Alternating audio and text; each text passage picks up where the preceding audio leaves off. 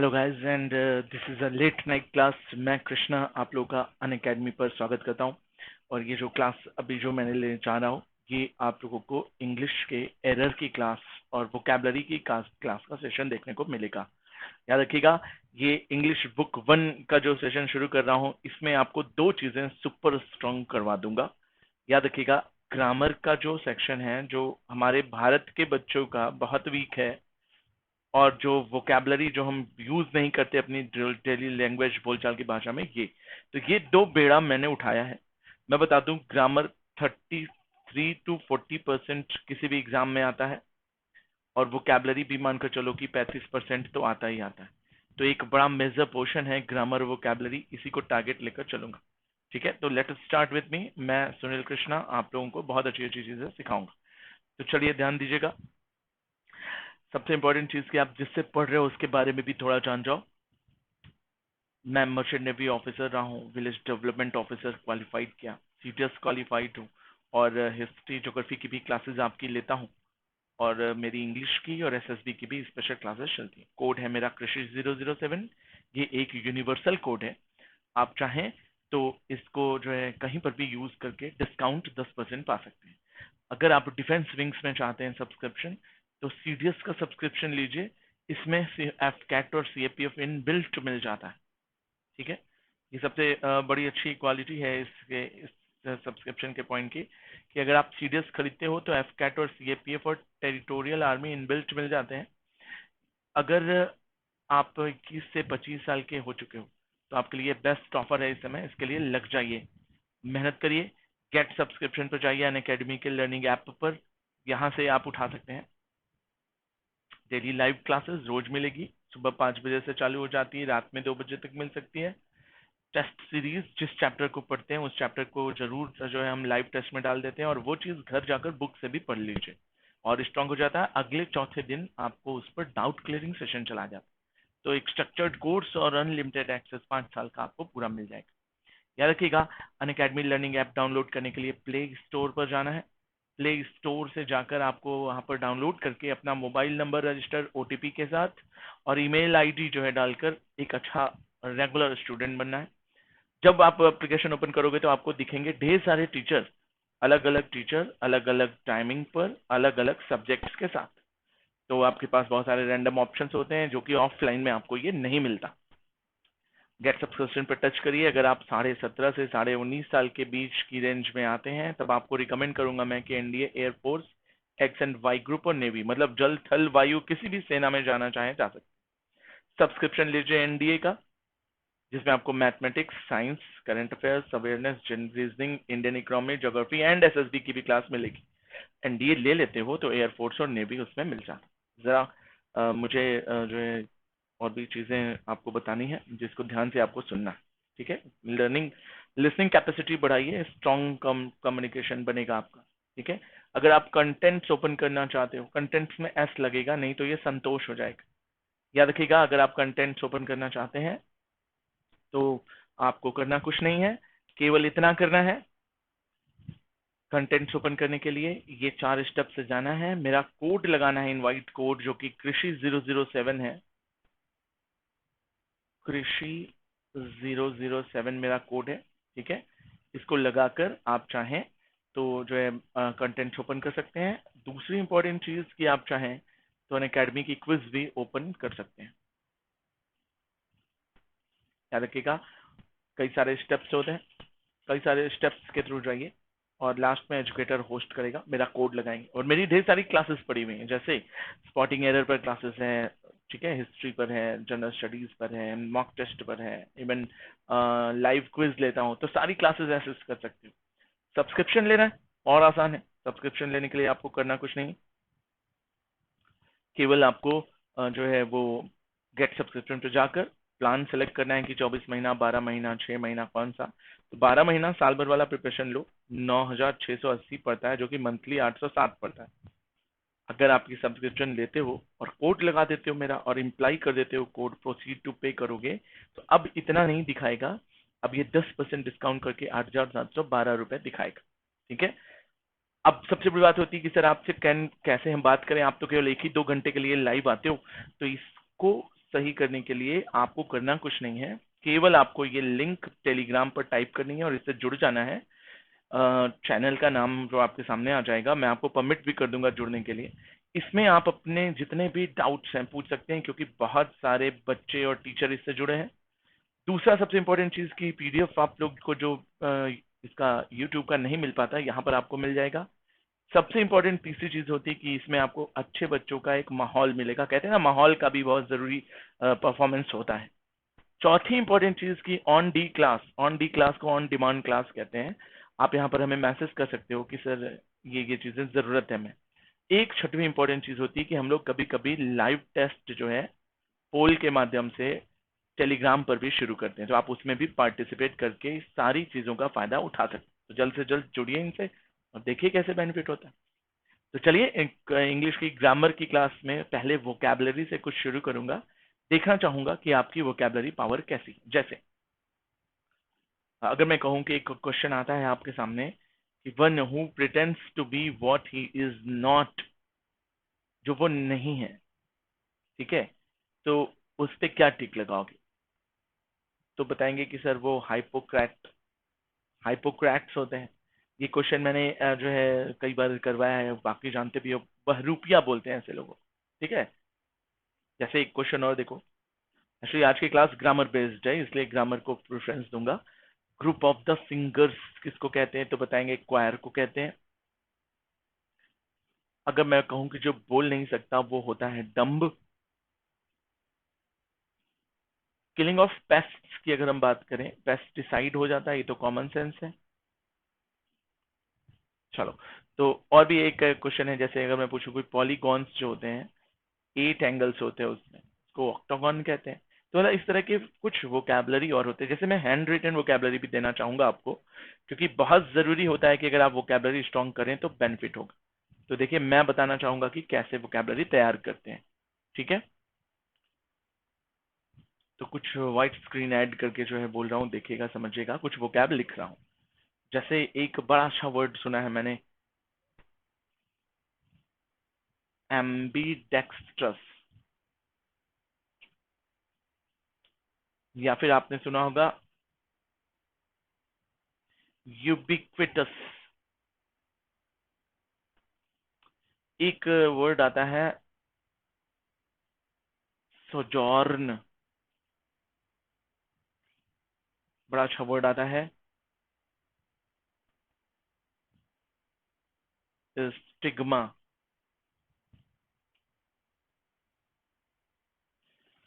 Vehement,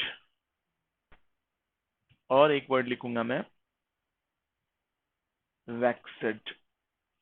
तो ये इतने सारे वर्ड्स हैं जिनकी मीनिंग आपको बारे में बताऊंगा। मतलब 10-5 वर्ड्स रोज याद करो।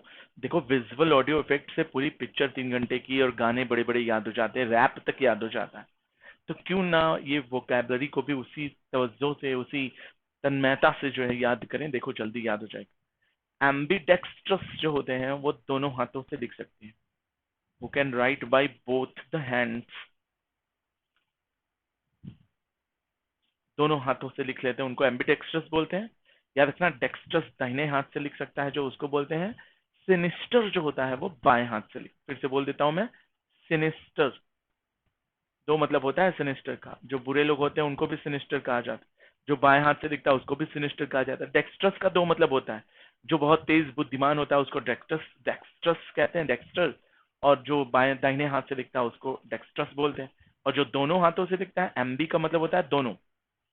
एम्फीबियन सुना होगा, एम्बीवोरस सुना होगा, ठीक है, एम्बीवर्ट सुना होगा, तो एम्बी का मतलब होता है दोनों। ऐसे ही यूबिक्यूटस सुना होगा, यूबिक्यूटस का मतलब होता है अनामिका, एनोनिमस बोलते हैं। याद रखिएगा, जिसका कोई नाम ना हो, अज्ञात हो। सोजॉर्न का मतलब होता है लॉइटरिंग, लोग यहाँ पर टहलते घूमते रहते हैं, एक स्टे करते हैं, एक तरह का सराय होता है, आते जाते रहते हैं लोग। स्टिग्मा का मतलब होता है कलंक, it's a spot on the character. Vehement is a kind of hooting, इसको हैरेंग भी बोलते हैं, भड़काऊ भाषण टाइप का होता है या भड़काऊ आवाजें होती है। इसी के लिए एक बुरा वर्ड आता है बॉयस्टरस, काइंड ऑफ टर्बुलेंस, ठीक है। वैक्सिड को हम बोलते हैं इरिटेटेड या एनॉयड, इरिटेटेड सब लोग जानते हो, अननॉयड एक बड़ा अच्छा वर्ड आता है, याद रखिएगा। तो ऐसे ही 10-15 वर्ड मीनिंग रोज याद करिए, देखिए आपकी वोकैबुलरी रोज स्ट्रांग हो जाएगी। तो मैंने कहा था जैसा कि 2 चीजों पर स्ट्राइक करूंगा, और ये वही 2 चीजें हैं जिस पर मैंने स्ट्राइक कर दी। अब आपकी जिम्मेदारी बनती है कि थोड़ी पढ़ाई आप भी शुरू करिए। ठीक है, चलें आगे की तरफ बढ़े। कुछ और जो है, अब ग्रामर के क्वेश्चन शुरू करूंगा। देखिए बहुत अच्छे अच्छे क्वेश्चन करेक्शन हैं, कम से कम 25 क्वेश्चन करेंगे 25 मिनट में। अभी कमर कस लीजिए, हो सकता है 25 मिनट नहीं लगा, 1 घंटा लग गया तो भी तैयार रहिए। ठीक है, साथ दीजिएगा, ध्यान से समझेंगे इसको। ठीक है, we had to decline several orders in case that the production was held up due to labor strike। आपको बोल रहा है कि किसी पार्ट में कहीं ना कहीं गलती। We had to decline several orders, हमें several orders को decline करना पड़ा।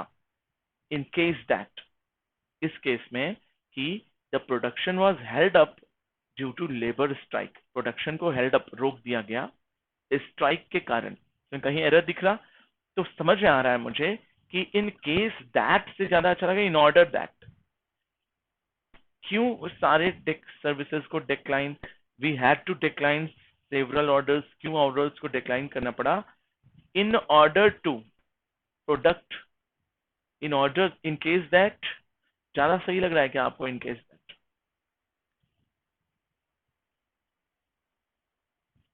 इन केस दैट होना चाहिए था, इन ऑर्डर दैट, या बिकॉज? इन केस होना चाहिए था, इन ऑर्डर होना चाहिए था, या बिकॉज ज्यादा अच्छा लग रहा पढ़ने? तो देखेंगे तो यहाँ पर बिकॉज ज्यादा एक्सप्लेनेटरी लग रहा, तो याद रखेंगे we had to decline several orders because the production was held up. तो ज्यादा अच्छा इन केस दैट नहीं लग रहा, इसलिए ऑप्शन 1 पर टिक लग। तो अब ये कोई ग्रामर का रूल नहीं हुआ, ये आपका कम्युनिकेशन और वो लेवल हुआ एक तरह से। समझ आया कि आप चीजों को समझते परखते कैसे। आपकी रीडिंग स्किल आपको बहुत आगे लेकर जाएगी, याद रखिएगा। रीडिंग स्किल आपको ग्रामर भी स्ट्रॉन्ग कराती है, वो गैप भी स्ट्रॉन्ग कराती है, जंबल और रीडिंग कॉम्प्रिहेंशन ये सारे सेक्शंस स्ट्रॉन्ग हो जाते हैं। ठीक है, आइए ध्यान से देखिएगा। साइक्लोन इडाई जो है killed at least 157 people in Zimbabwe. Cyclone Idai जो है उसने मार दिया 157 लोगों को जिम्बाब्वे में, एंड मोजाम्बिक, मोजाम्बिक में भी, although it tore across southern Africa. बताइए इसमें कहां पर आपको एरर दिख रहा? 1 से 30 सेकंड का गैप होगा, आंसर देना है ना, उसके बाद फिर मैं बताऊं।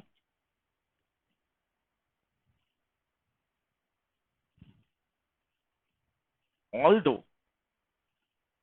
It tore across southern Africa, although का सेंस यहां पर मुझे नहीं सही लग रहा। एंड ये तो इडाई जो था इसने 157 पीपल बॉम्बे, जिम्बाब्वे में और मोजाम्बिक में भी मारा, और तो और एंड या एज वेल एज, और साथ ही साथ, ऑल्दो का तो यद्यपि का सेंस है, जबकि यहाँ साउदर्न अफ्रीका में भी इसने तोड़ फोड़ मचाई। तो यहाँ पर एज वेल एज ज्यादा अच्छा लगा कि ऑल्दो, तो दैट्स वाई ये हो जाएगा ऑल्दो। आई बात समझ? She got 2 quick promotions in order that होता है कि in order to? In order that she has good communication skill. अब बताओ इन ऑर्डर टू या इन ऑर्डर दैट या बिकॉज ज्यादा अच्छा क्या लग रहा? तो देखेंगे, she got 2 quick promotions because she has good communication skill, कि इन ऑर्डर टू या इन ऑर्डर दैट? तो ज्यादा अच्छा तो बिकॉज लग रहा ना, तो that's why in order that गलत है, ऑप्शन सी पर टिक लगाएं। सी, कोई रूल नहीं है, बट पढ़ने के फ्लो से, इसीलिए कहा जाता है कि खूब मूवीज देखिए। मैं कुछ मूवीज के नाम अभी बता रहा हूँ, देखिएगा जरूर, इससे आपकी कम्युनिकेशन स्किल अच्छी होती है। और ये सब टाइटल ऑन करके देखेंगे तो और बेनिफिट होगा। तो वो मूवीज के नाम मैं बता रहा हूँ, जरा सुनो, याद रखना। अनऑफिशियल बातें नहीं है, इनसे आपका रीडिंग स्किल, जंबल और एक ग्रैबिंग स्किल होती है जिसको बोलते हैं कॉम्प्रिहेंडिंग पावर अच्छी होगी। तो चलिए वो कुछ मूवीज के नाम भी सुन लीजिए, याद रखिएगा। एक मूवी आई थी, कोरियन मूवी थी, पैरासाइट, देखिएगा जरूर। इसमें फूड को लेकर, समझे, इसमें फूड को लेकर काफी जो है वो और एक जॉब को लेकर बहुत अच्छा वो है, वो कॉन्सेप्ट दिया। यही दो जिंदगी है, रोटी कपड़ा और जॉब। एक पिक्चर आई देखिएगा उसको, उसका नाम था प्लेटफॉर्म। प्लेटफॉर्म करके एक पिक्चर थी, ये भी आपकी कोरियन मूवी थी, और ये भी फूड की और आपकी एक्टिविटीज पे बेस्ड थी। देखिए ये दो पिक्चरें जो एक brain sharping, brain bending movies कहते हैं इनको। एक और बताऊंगा जो काफी आपकी ब्लेंड कर देगी माइंड को, इंटरस्टेलर सुना होगा, इंटरस्टेलर। देखिएगा ये बहुत ही अच्छा, ये एस्ट्रोनॉट पर बेस्ड पिक्चर है, काफी जो है वो स्ट्रगलिंग है। और इसमें एक और पिक्चर आई थी मार्शियन, मार्स पर रहने वाले को मार्शियन कहा जाता है। इसमें ये बंदे ने एक बहुत ही अच्छा मार्स, मंगल ग्रह पर जो है बहुत अच्छी कॉन्सेप्ट पर बेस्ड मूवी है, देखिएगा जरूर। बीच बीच में ऐसे और भी पिक्चरें बताता रहूंगा, पहले ये चार को टारगेट करो। और अगर ब्रेन शार्प करने वाली मूवी देखनी है तो एक पिक्चर आई थी लूसी, ये अपनी स्कारलेट जॉनसन की मूवी है, जो अपनी वो क्या बोलते हैं उसको, नताशा की पिक्चर है, देखिएगा जरूर, बहुत ब्रेन शार्पिंग मूवी। इसमें एक लेडी अपने 100% ब्रेन का यूज करना शुरू कर दी। आइंस्टाइन जो थे 7 से 8%, 9% यूज करते थे। जो लोग पढ़ लिख कर आईएएस बनते 5% यूज करते, हमारे जैसे कॉमन लोग 3 से 3.5% तक ही रह जाते हैं। ठीक है, तो चलिए आगे बढ़ेंगे। अगला क्वेश्चन,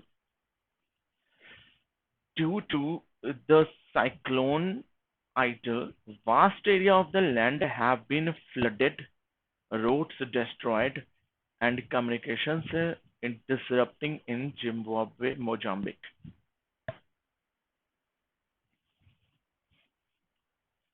आंसर दीजिए कुमार जी, कोशिश करिए सभी, सब लोग मन में आंसर दीजिए, या मैं 30 सेकंड का गैप लूंगा, आंसर दीजिए। ठीक है, due to the cyclone Idai, vast areas of land have been flooded, roads roads destroyed, and communications disrupting in Zimbabwe. देखो पहली चीज, फ्लडेड V2 है, डिस्ट्रॉयड V2 है, और डिसरप्टिंग, डिसरप्टेड होना चाहिए था ना, क्योंकि अभी तक तो किसका फ्लो चल रहा था, V2 का फ्लो चल रहा था। और जब V2 का फ्लो चल रहा है तो ये एक्टिविटी भी ईडी से बननी चाहिए थी ना।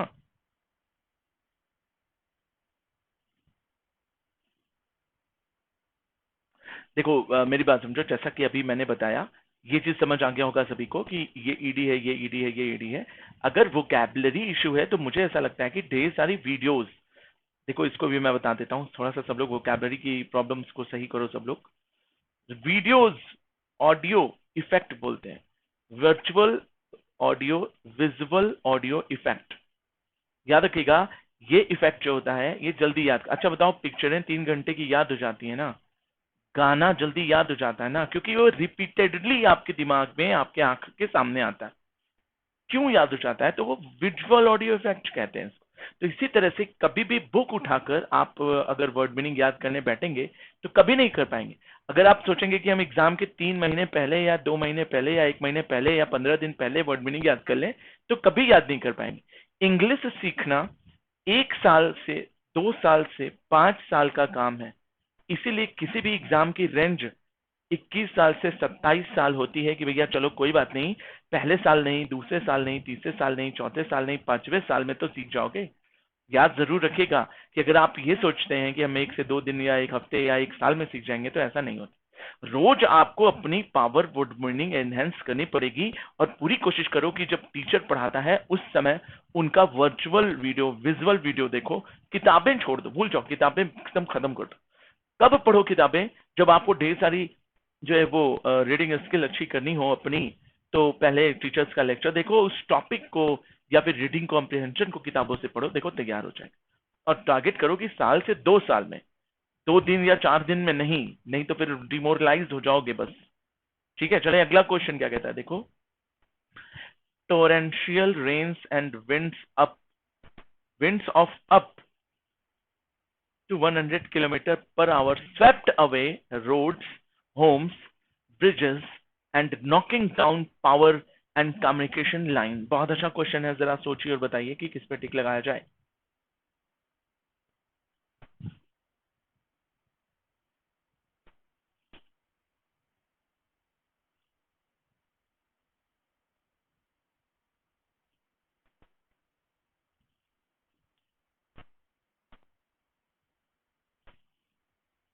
तो बताऊंगा मैं कि भैया अभी फिर से देखो, स्वेप्ट अवे V2 है,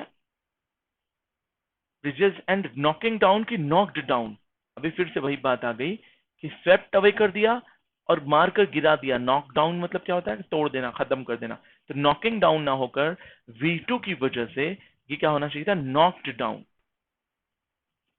तो यहां पर क्या हो जाएगा? Knocked down. नहीं, विंड्स अप टू बिल्कुल सही है, ये गलत नहीं। Rains and winds off up to, up to तो लिखा हुआ है, बस ये मिस्टेक नहीं है, इस तरह की मिस्टेक को मिस्टेक नहीं कहते। Winds off up to 70 kilometre per hour की स्पीड से चल रही। अप टू सही तो है। तो याद रखिएगा, ऐसा नहीं सोचेंगे कि ये गैप को एरर कहते हैं, नहीं। एरर जहां मैं बता रहा हूं, स्वेप्ट अवे की जगह के साथ साथ नॉक्ड डाउन होना चाहिए था, नॉकिंग डाउन नहीं। तो इसलिए ये वाला पोर्शन ज्यादा सही, मतलब ए पर टिक लगाएंगे एग्जाम में। Next question, she lost a big order from a known showroom. She lost a big order from a known showroom in case of her own carelessness. In case of आपको सही लग रहा क्या यहां पर कि because of her own carelessness, अपनी लापरवाही के कारण, या due to her own carelessness। तो यहां इन केस की जगह पर बिकॉज या ड्यू टू कहो ज्यादा अच्छा।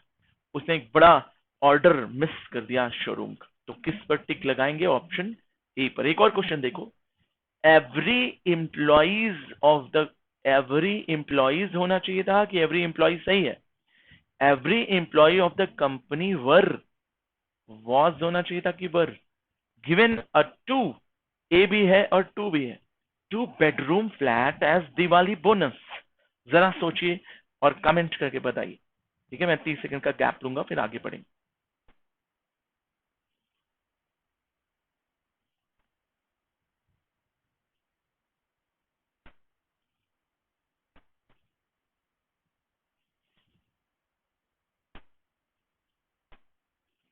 चलेंगे, आगे बढ़ेंगे। याद रखिएगा, बहुत इजी आंसर है।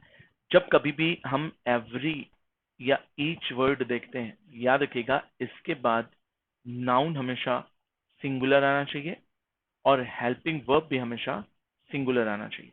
तो याद रखेंगे, ईच एम्प्लॉइज कभी नहीं होगा, ईच एम्प्लॉय ही होगा। और एम्प्लॉय के साथ कभी भी वर्ब कैसे लगेगा? ईच का मतलब तो एक होता है, और एक के साथ ये भी प्लूरल नहीं होगा और उसका हेल्पिंग वर्ब भी प्लूरल नहीं होगा, इसलिए यहां पर वॉज लग जाएगा। तो राइट आंसर क्या होगा? वर गिवन ना होकर वॉज गिवन होगा। ऑप्शन डी पर टिक लगाएंगे और आगे बढ़ जाएंगे। और एक नियम याद रखेंगे कि ईच एंड एवरी का मतलब एक होता है, इसलिए नाउन भी सिंगुलर होगा और हेल्पिंग वर्ब भी सिंगुलर होगा। Got it? अगला क्वेश्चन क्या कहता है, ध्यान से देखिएगा।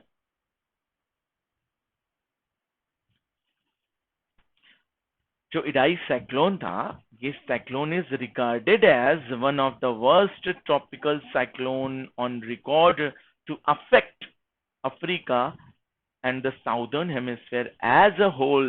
जरा बताइए इसमें कहां से एरर दिख रहा? सोचिए और ढूंढिए और बताइए।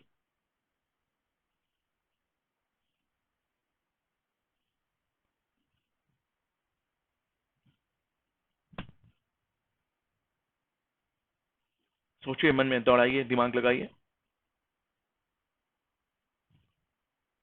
चलिए मैं बताऊंगा, बहुत ध्यान से समझिएगा इस चीज को, बहुत ही इंपॉर्टेंट सेशन बता रहा हूं। कभी भी वन ऑफ दिख जाए, वन ऑफ, तो एक नियम कहता है कि वन ऑफ दिखते ही याद रखिएगा कि इसके बाद जो नाउन आएगा वो नाउन हमेशा क्या होगा? सिंगुलर होगा। याद रखिएगा, नाउन हमेशा सिंगुलर होगा। सॉरी, वन ऑफ के बाद नाउन हमेशा सिंगुलर नहीं, नाउन हमेशा प्लूरल होगा। ओके, क्योंकि ढेर सारे में से एक की बात हो रही है कि एक में से एक की बात होगी। तो याद रखिएगा, वन ऑफ के बाद हमेशा नाउन प्लूरल होता है, सिंगुलर नहीं होता। तो इसलिए one of the worst tropical cyclones होना चाहिए था, ना कि साइक्लोन। आप बताओ, ढेर सारे बुरे साइक्लोन में से एक था कि एक बुरे साइक्लोन में से एक था? तो ढेर सारे में से एक था, तो इसको यहां पर आपको प्लूरल दिखाना पड़ेगा ना। तो ये बहुत इजी और मोटी तौर पर याद रख लीजिए कि कहीं पर भी वन ऑफ दिख गया, इसके बाद नाउन हमेशा प्लूरल होना चाहिए। तो इसलिए साइक्लोन ना होकर साइक्लोन्स होगा ऑप्शन बी पर टिक लगाएंगे और आगे बढ़ जाएंगे और एक और नियम अपनी लाइफ में ऐड कर लेंगे। मेरी बात समझ गए? आगे बढ़े। अफेक्ट ना ना, मेरी बात समझिएगा इसको, पिछले क्वेश्चन पे मूव करेंगे। एक बार और बता दें, अफेक्ट वर्ब है, टू के बाद वर्ब ही आता है, इफेक्ट नहीं होगा, इफेक्ट गलत है। टू अफेक्ट अफ्रीका बिल्कुल सही है, टू के साथ वर्ब की फर्स्ट फॉर्म आती है, अफेक्ट अपनी जगह पर बिल्कुल सही। मेरी बात समझ गए? Next question. नेक्स्ट क्वेश्चन देखिए, यही कहता हूं मैं कुमार जी, ध्यान रखिएगा कि कभी भी आपको लगता है जो एरर है वो एरर नहीं है, आपको ग्रामर के रूल्स पढ़ने पड़ेंगे, नहीं तो आपको एरर दिखेगा नहीं।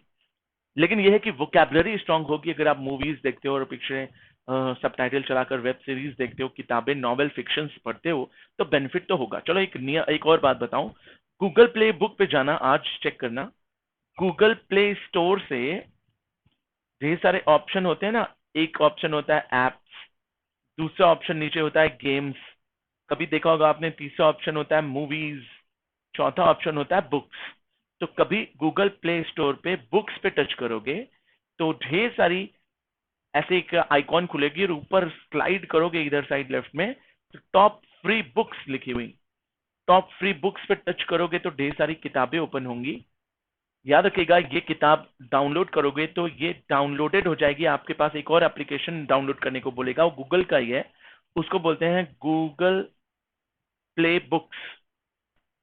वो बुक्स की रीड करने के लिए ओपन हो जाए। इस एप्लीकेशन की क्वालिटी गूगल की ये है कि आप वो बुक को पढ़ना शुरू कर दो, पढ़ते पढ़ते मान लीजिए आपको कोई एक कठिन वर्ड लगा, उस कठिन वर्ड की मीनिंग ढूंढने के लिए आपको डिक्शनरी ओपन नहीं करना पड़ेगा, उस कठिन वर्ड को लॉन्ग प्रेस किए रहो, उंगली से ऐसे टच किए रहो, तो खुद ही उसके नीचे उस वर्ड की मीनिंग वो बता देगा। इससे आप पूरा का पूरा एक पेज पढ़ेंगे, एक पेज में 10 से 20 वर्ड मीनिंग आपकी ऑन द स्पॉट स्ट्रांग होंगी, आपको यहां से वहां जाकर डिक्शनरी से वर्ड मीनिंग ढूंढना नहीं पड़ेगा। आप जब ऑफलाइन का अखबार पढ़ते हो, कोई कठिन क्वेश्चन फंसता है, कोई वर्ड, तो आप क्या करते हो, डिक्शनरी में ढूंढकर वापस आते हो, मन टूटने लगता है। तो ये गूगल प्ले बुक आपको बहुत ईजी तरीके से एक बुक देगा, जो भी कठिन वर्ड है उसको टच किए रहो, लॉन्ग प्रेस, उसके नीचे उसकी मीनिंग देगा, आप चाहें तो उसको अंडरलाइन एंड सेव भी कर सकते हैं। तो एक बहुत अच्छी फीचर है ये गूगल प्ले बुक की, याद रखिएगा, आपका लर्निंग स्किल बहुत, रीडिंग स्किल बहुत अच्छा हो जाएगा। Okay, got it. आगे बढ़े। नेक्स्ट क्वेश्चन क्या कहता है, I know the cobbler, cobbler मतलब होता है मोची, विच मेंट्स द शूज, जो जूते बनाता है, outside the gate of our colony, हमारी कॉलोनी के बाहर। जरा इसमें सोचो और बताओ, कहीं कोई एरर ग्रामेटिकली दिख रहा क्या? जरा सोचो और बताओ, सभी कोशिश करो।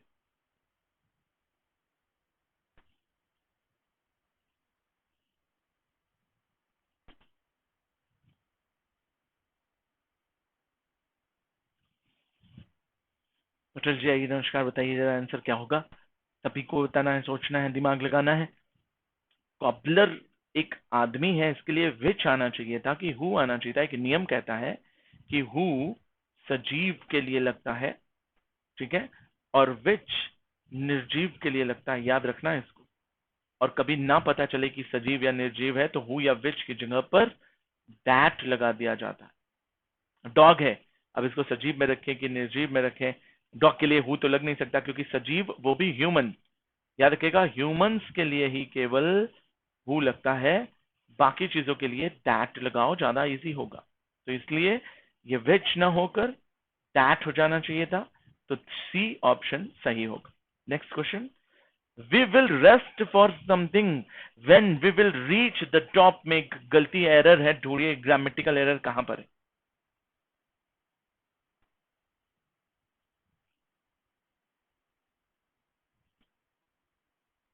एरर ढूंढिए और बहुत अच्छे से जो है इसको कर सकते हो, जरा दिमाग लगाओ, कोशिश करो, बताओ आंसर क्या होगा। कोशिश किए रहो, ठीक है, फिर मैं बताऊंगा, 30 सेकंड का गैप दूंगा, ठीक है। चलिए सुनिएगा सभी, जब कभी भी कंडीशनल केस आता है या फिर इमेजिनेशन आता है, अब इसको मैं और अच्छे से लिखता तो मैं ऐसे लिखता, पेन का कलर चेंज कर रहा हूं, सुनना, मैं आपकी जगह रहता तो ये बताता कि इफ या व्हेन या एज सुन एज, या ये सारे ऐसे कोई भी कंडीशनल या इमेजिनेशन विश, ठीक है, ये सारे वर्ड्स होते हैं। तो इनके साथ कभी भी और कभी भी याद रखेंगे कि फ्यूचर टेंस नहीं आता, ठीक है। इसको प्रेजेंट में बदल देते हैं, मतलब इनके साथ विल या शैल नहीं लगता। तो यहां पर आ गया व्हेन। तो when we will reach the top, कि when we reach the top. If we will put the ice, कि if we put the ice in freezer. तो ये याद रखिए, व्हेन या इफ या कंडीशन या इमेजिनेशन पता चल रही, तो इसके साथ फ्यूचर टेंस कभी नहीं आता। याद रखिएगा, अनटिल और अनलेस भी कंडीशनल केस में आते हैं। इफ भी एक कंडीशनल केस में आता है, इनके साथ कभी फ्यूचर नहीं लगना चाहिए। Is that clear? Got it? When we will नहीं लगेगा, ठीक है। यही वाला पोर्शन गलत है, मतलब ऑप्शन सी पर टिक लगाएंगे। क्वेश्चन नंबर नेक्स्ट क्या कहता है? The river Yamuna has many non native species like goldfish that is affecting its ecosystem. The river Yamuna has many non native species. Yamuna river में बहुत सारे नॉन नेटिव स्पीसीज हैं, जैसे गोल्डफिश यमुना की पैदाइश नहीं है, कहीं से आ गई है इसमें। That is affecting its ecosystem. बताइए किस पे टिक लगाना चाहेंगे?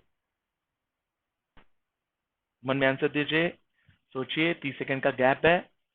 मन में सोचकर फिर आंसर दीजिए और बताइए। The river Yamuna, Yamuna river के साथ द लगेगा, सही है। Has many non native species, सही है, स्पीसीज होता है, नॉन नेटिव स्पीसीज है, जैसे कि goldfish. That is affecting its ecosystem. तो बताइए, its ecosystem, the river Yamuna, that is affecting, या has many non native species, किस पर टिक लगाया जाए? तो बिल्कुल सही है,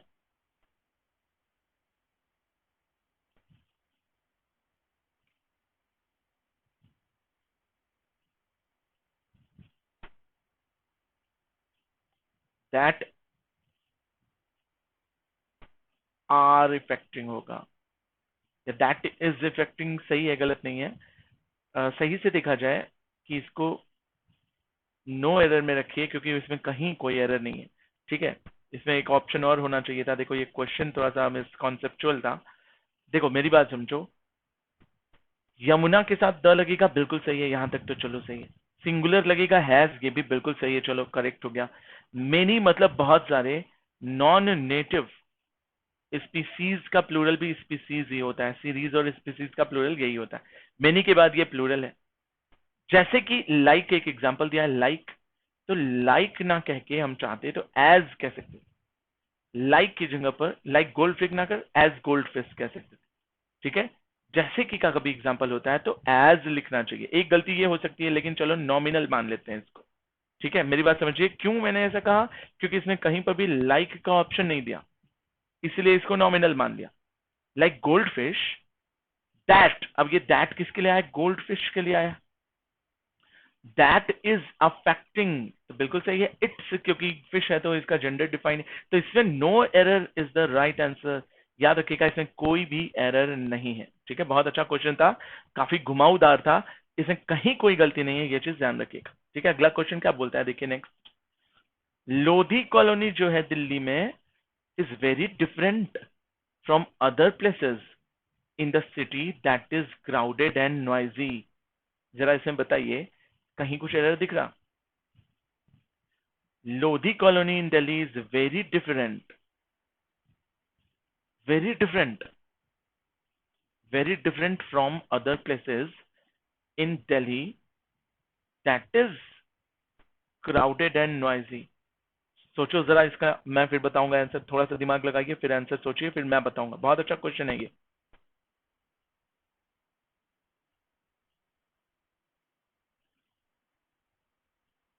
दिखा किसी को नहीं? तो चलो मैं बता दूं, बस याद रखिएगा कि इसको इन द सिटी को हटा दें, तो ये दैट किसको रिफर कर रहा है?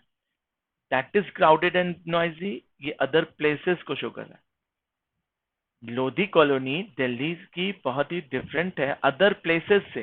वो अदर प्लेसेस हैं दैट इज, तो दैट इज ना होकर that are crowded and noisy होना चाहिए था। क्योंकि दैट जिसके बगल में है, और ये किसको क्वालिफाई कर रहा है, ये दैट सिटी को क्वालिफाई नहीं कर रहा, ये दैट उन प्लेसेस को क्वालिफाई कर रहा। तो ये प्लेसेस के लिए जो प्रोनाउन लगा है वो दैट लगा है, और दैट प्लूरल प्रोनाउन के लिए लगा है। तो इसके लिए दैट इज नहीं होना चाहिए था, that are crowded and noisy. जो दिल्ली में बहुत सारी crowded and noisy other places हैं, उनसे लोधी कॉलोनी बहुत अच्छी है, बहुत डिफरेंट है। तो इसलिए दैट इज यहां पर ना होकर that are crowded and noisy होगा। इसलिए option D is the right answer. There is a rule कि वो दैट किसके लिए लग रहा है, अगर वो प्लूरल के लिए लग रहा है तो हेल्पिंग वर्ब भी प्लूरल होगा। आई बात समझ? चलिए बताइए एक और क्वेश्चन। शी फॉरगॉट, वो भूल गई, lock the door. She forgot lock the door, दरवाजा बंद करना भूल गई। When she went out in hurry, जब वो जल्दीबाजी में बाहर निकली तो वो दरवाजा बंद करना भूल गई। सोचिए बताइए। कुछ गैप इसलिए देता हूं कि अगर आपको ऐसा लगे कि हाँ थोड़ा सोचने का भी मौका मिल जाए तो ठीक है, इसलिए मैं चुप होता हूँ। नहीं तो ऐसे सेशन में तो जल्दी जल्दी बोलकर आगे निकलना चाहिए। लेकिन फिर भी मैं आपके माइंड को कूल करते हुए, थोड़ा सा साइकोलॉजिकल इम्पैक्ट डालते हुए फिर क्लास को आगे लेकर चल रहा हूँ। बताइएगा। She forgot lock the door when she went out in a hurry. She forgot lock the door, she forgot to lock the door. मैं आपकी जगह रहता फॉरगेट के साथ टू जरूर लगाता, नरेशन में पढ़ाता हम। तो फॉरगॉट लॉक ना होकर, ठीक है, क्योंकि ये एक वर्ब है, ये एक वर्ब है। जब दो वर्ब आते हैं जिनमें से मेन वर्ब ये है और ये इंफिनिटिव के जैसे काम करेगा, नॉन फाइनाइट के जैसे, तो forgot to lock the door होगा। आई बात समझ? दो वर्ब के बीच में इंफिनिटिव के रूप में टू आना चाहिए। Got it? चलो okay, next question. Next question क्या कहता है? Each of the girls have given an impressive dance performance। चलिए मैं एक रूल बताऊंगा, बहुत ध्यान से समझिएगा इसको, पहले मन में इसको करने की कोशिश करिए, फिर मैं इसका रूल बताऊंगा कि कैसे है। नहीं तो चलिए सुनिए, मैं बताता हूं, ध्यान से देखिएगा, बहुत अच्छा सेशन है ये। अभी तक मैंने ये बताया था कि ईच और एवरी के बाद ऑफ नहीं आया तब नाउन हमेशा सिंगुलर होता है, और हेल्पिंग वर्ब भी हमेशा सिंगुलर होता है। लेकिन कलर चेंज करके बता रहा हूं, ठीक है? कलर चेंज करने का मकसद मेरा ये है कि इस चीज को समझो। अब क्या कह रहा हूं मैं कि ईच एंड एवरी के बाद अगर ऑफ आ जाए तब नाउन सिंगुलर नहीं होता, अब नाउन क्या हो जाएगा? प्लूरल। लेकिन हाँ, हेल्पिंग वर्ब अभी भी क्या होगा? सिंगुलर ही होगा। ये एक फॉर्मेट है, इस रूल को याद रखना। रूल नंबर 1, रूल नंबर 2, ये दो रूल के बेसिस पर चलेंगे। अगर ईच के बाद ऑफ नहीं है तो नाउन सिंगुलर, ईच गर्ल होगा। देखो इसको लिख कर दिखाता हूं, ईच गर्ल होगा। लेकिन अगर मैं कहूं ईच के बाद ऑफ आ गया तो ईच ऑफ द गर्ल नहीं होगा, अब नाउन प्लूरल हो जाएगा, तो ईच ऑफ द गर्ल्स होगा। ईच गर्ल इज होगा, यहां पर भी each of the girls is होगा, आर नहीं होगा। याद रखेंगे इसको। हेल्पिंग वर्ब दोनों के केसेस में सिंगुलर लगता है, लेकिन अगर ऑफ नहीं लगा है तो नाउन सिंगुलर, अगर ऑफ लग गया है तो नाउन प्लूरल होगा। अब मुझे बताओ, each of the girls have होना चाहिए था कि हैज होना चाहिए? तो इसलिए ये गलत है, क्योंकि दोनों केसेस में ईच आ गया है और ईच के साथ हेल्पिंग वर्ब सिंगुलर लगता है, इसीलिए हैव गिवन ना होकर हैज गिवन लगाएंगे और ऑप्शन ए पर टिक लगाकर आगे बढ़ जाएंगे। आई बात समझ? ये दोनों रूल का स्क्रीनशॉट खींचे रहिए, आगे बहुत काम आएगा। अगला क्वेश्चन क्या कहता है, ध्यान से देखिए। द दून वैली, देहरादून वाला, with all its lights look beautiful at night from the top of the mountain. बहुत अच्छा क्वेश्चन है। The Doon valley with all its lights, अपनी लाइट के साथ, अरे शहर की लाइट, शहर का उजाला, सिटी लाइट, लुक ब्यूटीफुल, बहुत सुंदर लगता है ये दून वैली। कब? रात में देखो तो बहुत अच्छा लगता है। From the top of the mountain, और कहां से देखो? दूर कहीं पहाड़ों से खड़े होकर देखोगे तो ये शहर आपको बहुत सुंदर लगेगा। सिटी लाइट बहुत सुंदर लगती है, एकदम ऐसा लगता है कि ट्रेन जैसी चल रही। तो अब मुझे बताओ कि इसमें कहीं एरर दिखा? कोशिश करो, ढूंढो, दिखता है तो ठीक है, नहीं तो फिर मैं बताऊं।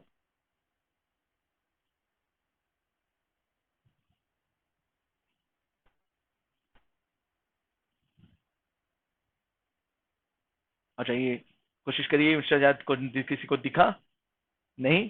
तो चलिए मैं बता दूं भैया, दून वैली सिंगुलर है और सिंगुलर के साथ लुक नहीं होना चाहिए था, मुझे ऐसा लगता है कि लुक्स होना। Doon valley looks beautiful, looks beautiful singular है, तो यहाँ पर ऑप्शन ए पर टिक लगाएंगे कि लुक नहीं लुक्स होना चाहिए था। George, did you get it? Okay, आगे बढ़े। The Japanese artist Yoho Nagao was beauty splashing the wall from colors। कोशिश करो इसमें एरर ढूंढने की सभी। कोशिश करो।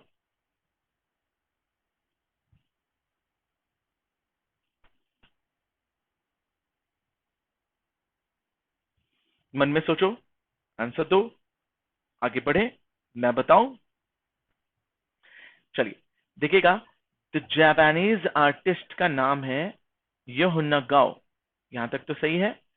योह नगाओ वॉज बिजी, बिजी किस चीज में? Splashing the wall from colours. अब मुझे ऐसा लगता है कि वॉल को अगर कलर से रंग रहा है तो फ्रॉम कलर्स होना चाहिए था, कि बाय कलर्स होना चाहिए था, कि विथ कलर्स होना चाहिए था। मुझे फ्रॉम सही नहीं लग रहा। कलर से रंग दो या फिर इन कलर्स, तो फ्रॉम तो ये तो बिल्कुल नहीं होगा। अब आप इसमें से कोई एक रूल उठाओ। मैं अगर रहता तो कलर्स को ध्यान में रखते हुए, ठीक है, इन लगा देता, क्योंकि कलर्स से लिखने के लिए प्रीपोजिशन कहता है कि इन लगाओ।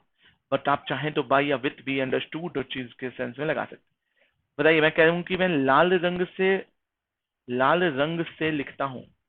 अब यहाँ पर जो से के लिए वर्ड आ रहा है, from the red colour, by the red colour, with the red colour, की इन रेड। तो याद रखिएगा, कलर से लिखने के लिए या कलर से पेंट ऑन करने के लिए भी इन यूज करते हैं। तो यहाँ पर फ्रॉम नहीं यूज होगा, इन बाय विथ कुछ भी यूज करो, लेकिन मोस्ट प्रॉपर अगर पूछें तो इन ज्यादा अच्छा है। समझ गए? आगे बढ़े, आगे के क्वेश्चंस को ध्यान से देखेंगे। देखो 30 क्वेश्चंस हैं, बहुत क्लोज हैं हम लोग क्लास खत्म होने के। If so many catches had not being dropped, अगर बहुत सारे कैचेस नहीं छूटे होते मैच में, we could have won the match, हम जीत चुके होते। लेकिन मैचेस इतना सारा कैचेस छूट गया जिसकी वजह से हम लोग हार गए। जरा ढूंढो इसमें एरर कहीं दिख रहा? जाट कोशिश करो, बताओ। पटेल, कुमार, कोशिश करेंगे, सभी बताएंगे कि इसमें कहीं जो है एरर दिख रहा। कोशिश करिए और जरूर कोशिश करके मुझे बताइए फास्टर।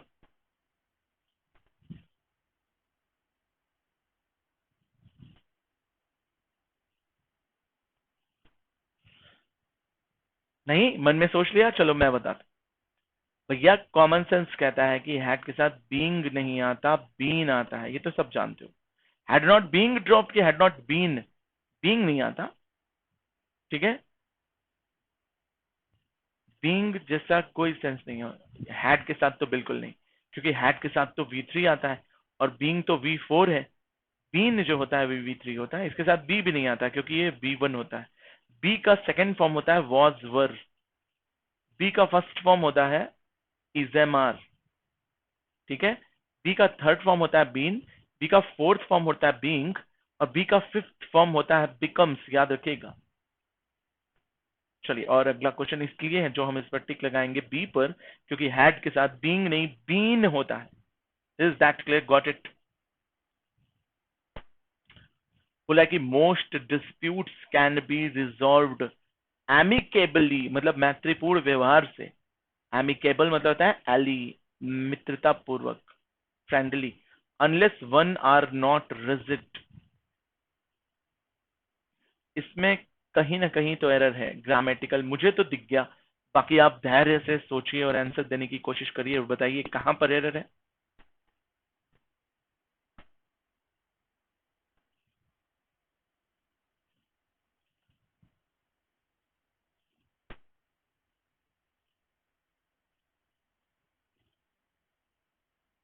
तो बताएंगे। अनटिल और अनलेस एक ऐसा वर्ड है, याद रखिएगा। अनटिल अनलेस वैसे देखा जाए तो डिनाई, ठीक है, लेस्ट। इसके अलावा एक बड़ा अच्छा वर्ड आता है जिसको हम फॉरगेट या फॉरबिड बोलते हैं, विदाउट बोलते हैं।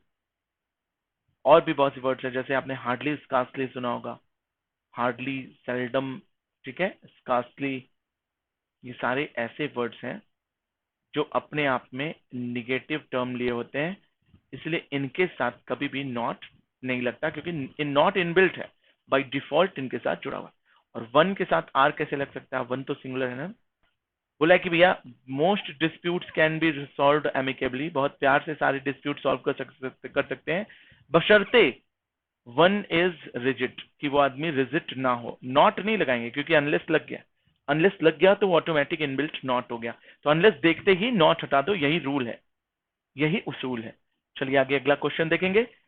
इन the northern suburbs of Bengaluru, home to the bulk of the information technology industries, the water crisis is even worse. सोचिए बताइए क्या आंसर होना चाहिए था। बहुत अच्छा क्वेश्चन है।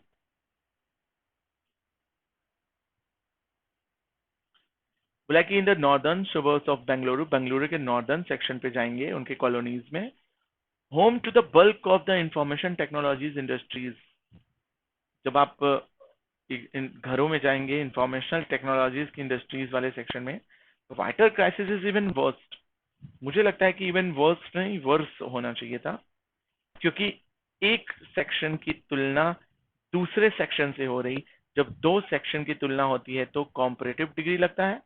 अगर बाकी पूरे बेंगलोर में मतलब 2 से 4 लोगों से तुलना कर दी गई, उनमें सबसे ज्यादा खराब है, तब हम यहाँ पर वर्स्ट लगाते, लेकिन पढ़कर लग रहा कि दो ही सेक्शन की तुलना हो रही, तो और पिछले समय से अभी की तुलना हो रही, तो वहां पर वर्स्ट ना लगा के वर्स लगाएंगे। Is that clear? ये नियम याद रखना।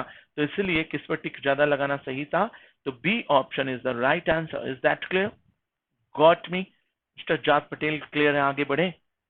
No sooner did he see the tiger, अभी उसने टाइगर देखा भी नहीं था, when he ran as fast as he could, इतना तेज भागा जितना तेज वो भाग सकता था। टाइगर अभी दिखा भी नहीं कि वो डर के मारे भाग लिया। बताओ इसमें कहीं एरर दिख रहा? मुझे एरर दिख गया। मन में सोचो और बताओ कहां पर आंसर होगा। हो सके तो जो है बुद्धि लगा, आराम से सोचो, कोई जल्दीबाजी नहीं।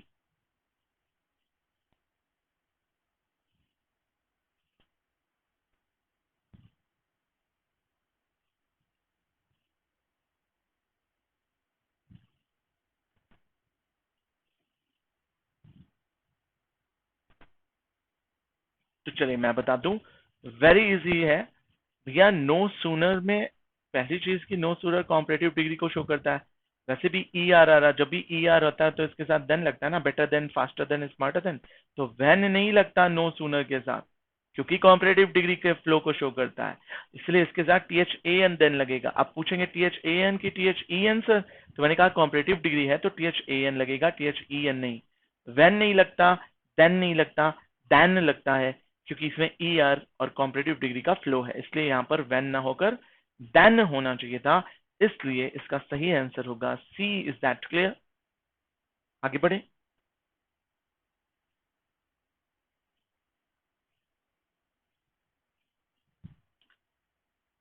The match is about to begin, match शुरू होने वाला है। Since the captain as well as the team are on the field, जरा सोचिए और बताइए, फिर मैं, मन में सोचिए, आंसर दीजिए, फिर मैं बताऊंगा कि क्या सही आंसर।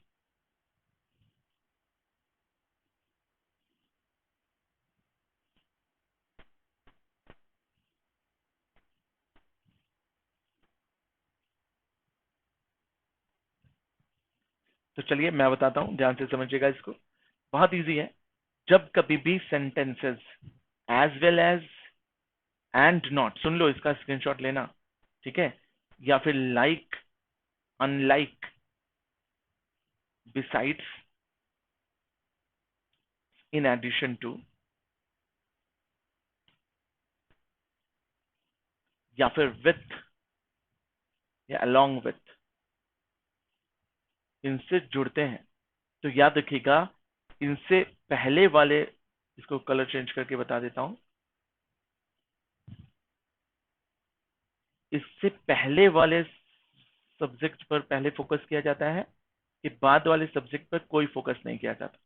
कब ऐसा किया जाता है? जब along with, in addition to, as well as, and not, like, unlike, besides, इन सारी चीजों से दो नाउन जुड़ते हैं तो हमेशा पहला वाला नाउन प्रीफरेंस किया जाएगा। तो कैप्टन को ही फोकस करेंगे और कैप्टन के साथ आर नहीं लगता, इज लगता है।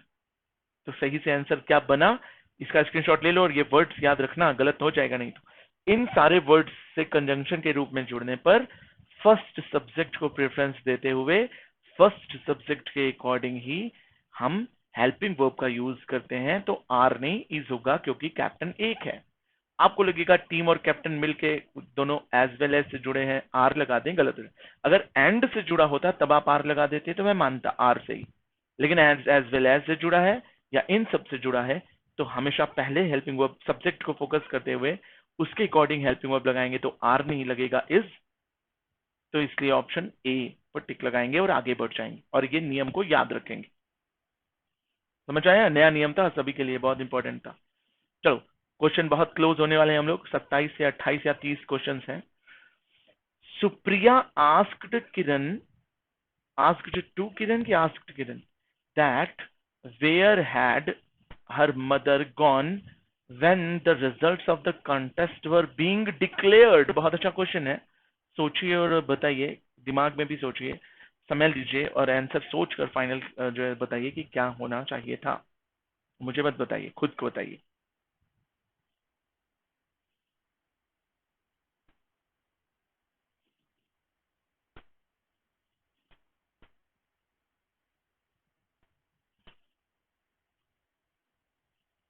तो बताएंगे, बहुत इजी आंसर। देखिए मैं बताता हूँ, याद रखिएगा, सभी याद रखिएगा कि जब कभी भी आस्क्ड से क्वेश्चन आ गया तो ये नरेशन का क्वेश्चन है ना, तो उसके साथ दैट नहीं लगता। सेड के या टोल्ड के साथ ना कॉमा कहाँ हटता था तो दैट लगता था। जब आस्क्ड आ जाता है तो कॉमा कहाँ हटने पर वही डब्ल्यू एच वाले वाक्य लग जाते हैं। तो जब डब्ल्यू एच आ गया तो उसके साथ दोबारा दैट नहीं आता। इसको नोट कर लो कहीं पर कि डब्ल्यू एच फैमिली अगर आ गई तो उसके साथ दैट या एंड दोनों नहीं आते, याद रखोगे। तो डब्ल्यू एच वेयर आ गया तो इसलिए इसके साथ कभी भी दैट नहीं लगता। वैसे भी आस्क्ड के साथ दैट नहीं लगता, टोल्ड के साथ दैट लगता। इसलिए ये पोर्शन गलत है, मतलब ऑप्शन ए पर टिक लगाएंगे और दैट को हटा देंगे। क्वेश्चन नंबर नेक्स्ट क्या कहता है? On the way he was bited, on the way he was bited on his toe, उसके अंगूठे पे काट लिया गया, बाय अ पॉइजनस स्नैक। पहली चीज की पॉइजनस स्नैक नहीं होता, वेनमस होता है। याद रखिएगा, प्राकृतिक रूप से जहरीला है तो वेनमस, अगर मैन मेड आर्टिफिशियली जहरीला है तो पॉइजनस। तो चलो ये छोटी गलती थी, इसको मैंने करेक्ट करके लिख दिया कि वेनमस होगा। मतलब ये पोर्शन गलत नहीं है। अब बताइए ए बी सी में से आप किस पे टिक लगाना चाहेंगे? सोचिए और मुझे आंसर दीजिए, मैं रुका हूं।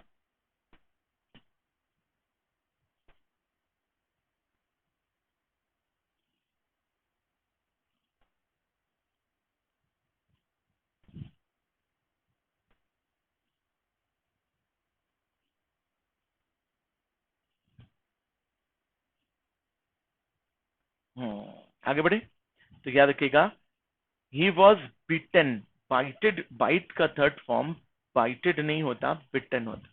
याद रखिएगा, काट लिया गया V3, he was bitten by, तो पैसिव वॉइस है ना, पैसिव वॉइस में तो वर्ब की थर्ड फॉर्म लगती है और बाइट का थर्ड फॉर्म बिटन होता है। Is that clear? आगे बढ़े। There is there is not many rice left in the house so we must replenish our stock सून।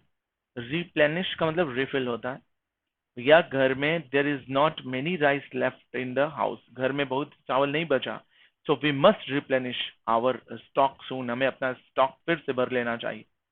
ठीक है, कोशिश करिए और बताइए जरा आंसर क्या होगा, मन में सोचिए।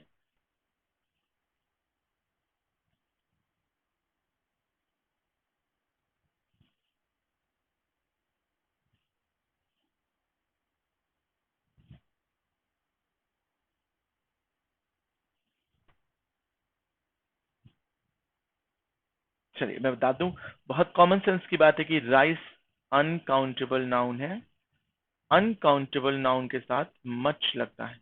लेकिन अगर काउंटेबल नाउन होता मतलब प्लूरल होता तब आप इसके साथ मेनी लगा सकते थे, इसलिए राइट आंसर क्या होगा? There is not many rice नहीं होगा, there is not much rice होगा, और मच की वजह से ऑप्शन सी, कि मेनी नहीं मच होगा, इसलिए ऑप्शन सी। आई बात समझ? देखिएगा, 10 किलोमीटर्स आर कि 10 किलोमीटर्स इज, यही एक गेम है। एक लॉन्ग डिस्टेंस है, a long distance to cover on foot की फीट फॉर अ चाइल्ड, क्या आंसर पे टिक लगाया जाए?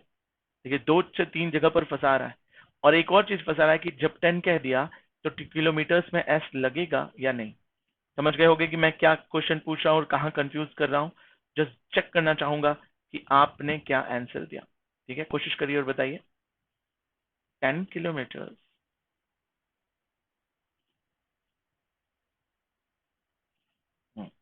10 kilometres are a long distance. पहली चीज कि ए लॉन्ग डिस्टेंस जब इसने कह दिया, तो 10 किलोमीटर्स को इसने इन्वर्टेड कॉमा में रखा है, और ये एक यूनिट है। कैसे पता चला कि ये एक सिंगुलर है? ये सिंगुलर पता कैसे चला? तो बताएंगे कि सर ये देखो, एक लॉन्ग डिस्टेंस है, हो सकता है कि 10 मीटर की एक दौड़ हो, एक दौड़ हो, एक लॉन्ग डिस्टेंस है, एक सिंगुलर यूनिट, यूनिफाई कर रहा है, यूनिटरी मेथड लगा रहे हैं। तो यहाँ पर आर नहीं होगा, इज होगा, क्योंकि यहाँ ए लगा हुआ है, इसलिए आर गलत होकर इज होगा, और ऑप्शन ए पर टिक लगाकर आगे बढ़ जाएंगे। आगे बात समझ रहे हैं? एक और क्वेश्चन देखिएगा सभी ध्यान से। The length of a male swallows tail, the length of a male swallows tail, हो सकता है किसी जानवर की पूंछ, मेल जानवर की पूंछ की बात हो रही। Reveal his attractiveness for a female shallows. देखो, मुझे लग रहा है मोर और होगा शायद। ठीक है, कोई एक तरह का जानवर है जिसकी आदमी की पूंछ औरत की पूंछ से ज्यादा क्या होता है, अट्रैक्टिव होती। ठीक है, या औरत फीमेल शैलोज को अट्रैक्ट करती है। तो बताइए, आपको क्या लगता है? मुझे तो मोर लग रहा है ये शैलोज, बट होगा कोई जानवर, हमें उससे मतलब नहीं, हमें बस बताना है कि इसमें ग्रामेटिकल एरर क्या है। जल्दी बताइए, सोचिए सब, सोचिए और बताइए, मन में सोचिए और मन में आंसर दीजिए।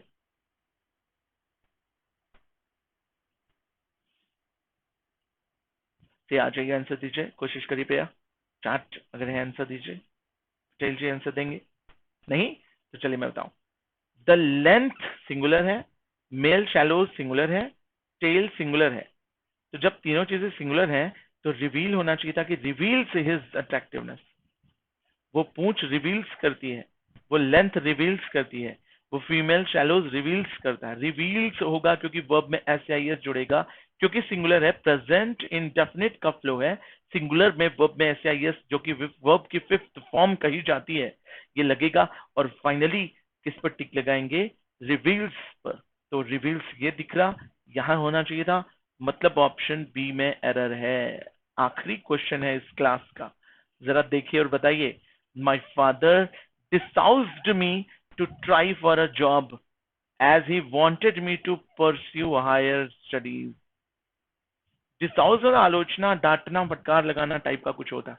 कोशिश करो और बताओ कि इसमें कहां पर एरर है। मैं कुछ पल चुप रहूंगा, मन में सोचिए, कमेंट कर सकते हैं तो आंसर दीजिए, कमेंट बॉक्स में भी आंसर दे सकते हैं।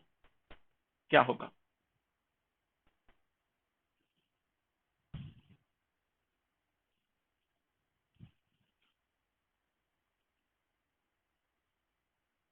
डिसाउडेड, डिसाउडेड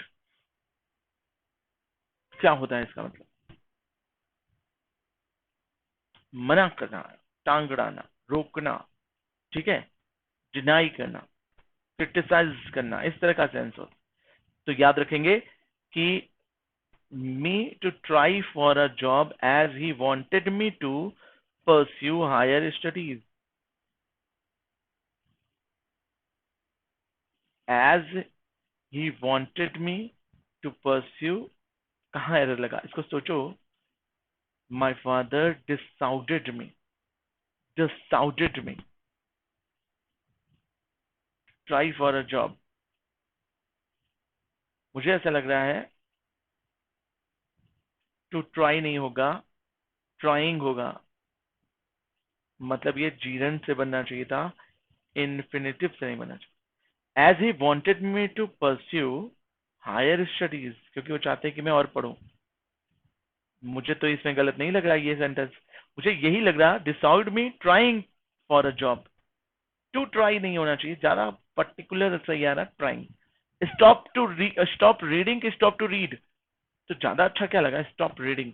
जब आप किसी चीज को स्टॉप या स्टार्ट करते हो तो उसको कंटिन्यूटी के फॉर्म में बोलो, जीरंड के फॉर्म में बोलो, आईएनजी लगाकर बोलो, ना कि इन्फिनिटिव टू के साथ वर्ब की फर्स्ट फॉर्म लगाकर बोलो। इसलिए स्टॉप का सेंस है, तो इसलिए आईएनजी का फ्लो ज्यादा अच्छा आ रहा है। मेरी बात यहां तक समझ आई? Everybody got me?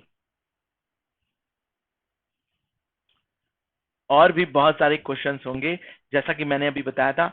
अभी लास्ट के कुछ और मिनट्स में चाहूंगा कि जो है, बट अगर कहोगे तो विदा ले लेता हूँ और इसको खत्म करता हूँ आज की क्लास। बहुत अच्छा सेशन गया, 25 क्वेश्चन हम लोगों ने बहुत अच्छे से किए। लेट्स क्रैक डिफेंस में आपका जो है वो स्वागत है। लगे रहिए, करिए मेहनत, बेल आइकॉन दबा लीजिए, सब्सक्राइब कर लीजिए चैनल को, टेलीग्राम लिंक से जुड़िए। कोड मेरा दिया था शुरू में, फिर से लिख देता हूं मैं, कृषि कृषि 007 है, हर जगह काम करेगा, 10% डिस्काउंट। और अपने यूट्यूब पे कमेंट्स जरूर छोड़िए कि ये क्लास कैसी लगी। जुड़े रहिए मुझसे, मेरी अगली क्लास कल दोपहर में 3 बजे, ठीक है, आपको देखने को मिल जाएगी। तो खैर चलिए, जो है जैसा भी रहा फीडबैक जरूर दीजिएगा, अन अकेडमी उसको रीड जरूर करती है, ठीक है। बस करते हैं।